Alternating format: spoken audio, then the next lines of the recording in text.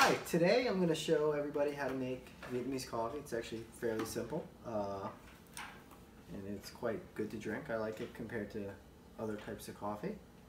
So a few things you need. You need one of these Vietnamese coffee filters. You actually get it on Amazon. It's in a few pieces here. And if you see it, it's this main part here. It's got holes in it. We're actually going to put the coffee in there.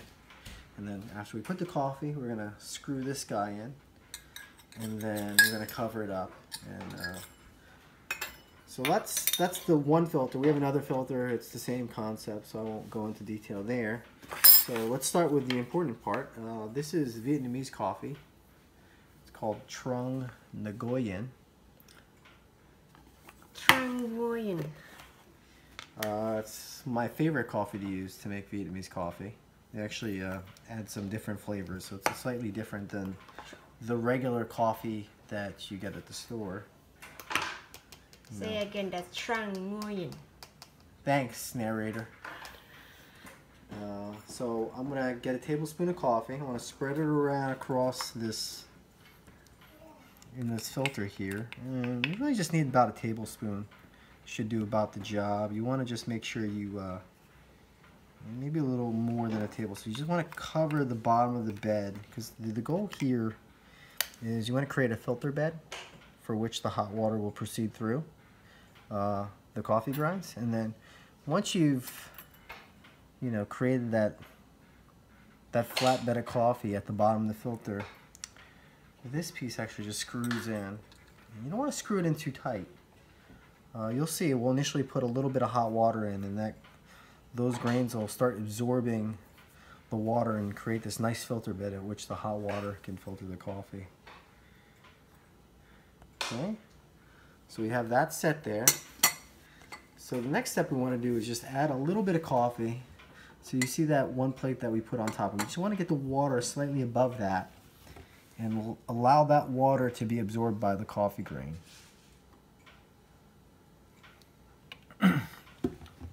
So we'll give that a couple minutes.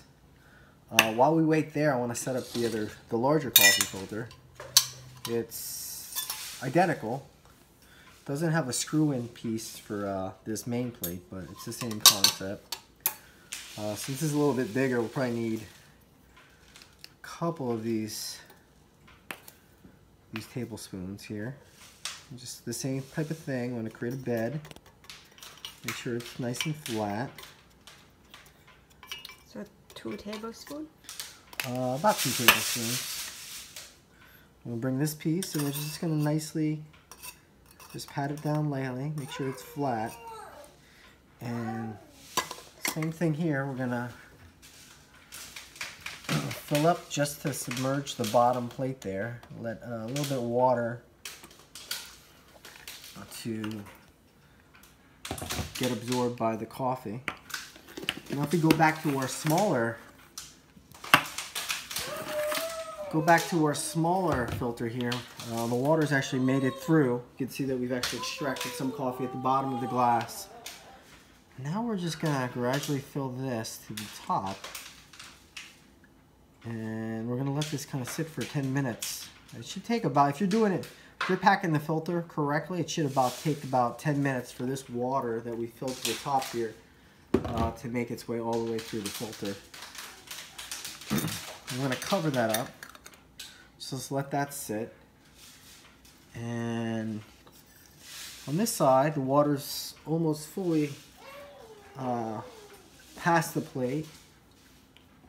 So we're going to actually add more water here. I'm going to do it gradually. Not disturb the filter bed.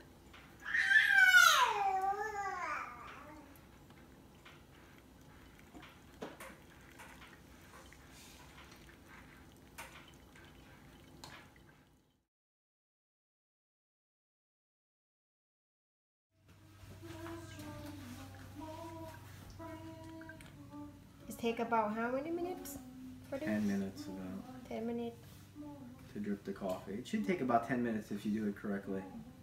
If you pack the bed just enough, it should take about 10 minutes. So we've got some of the finished coffee here. So what we're going to do now is We're going to use the coffee that we have, and here we have condensed milk.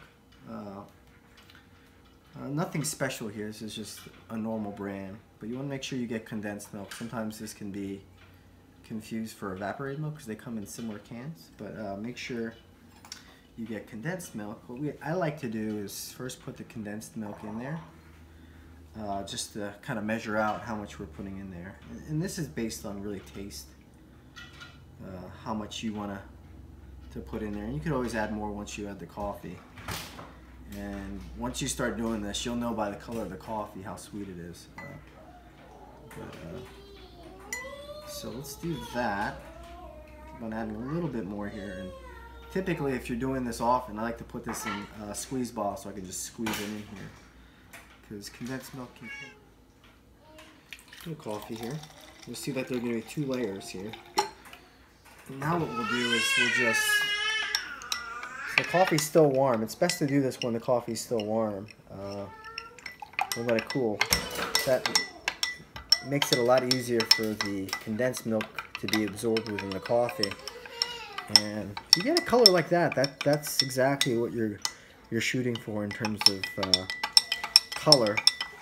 And like I said, this is after mixing the coffee with the condensed milk. Now you're ready to put this over ice because it's a hot day and you want some iced coffee. So get a good amount of iced coffee in another glass. Take that coffee we just made, put it over ice. Okay. Drink it with a straw, and you're ready to enjoy some iced coffee.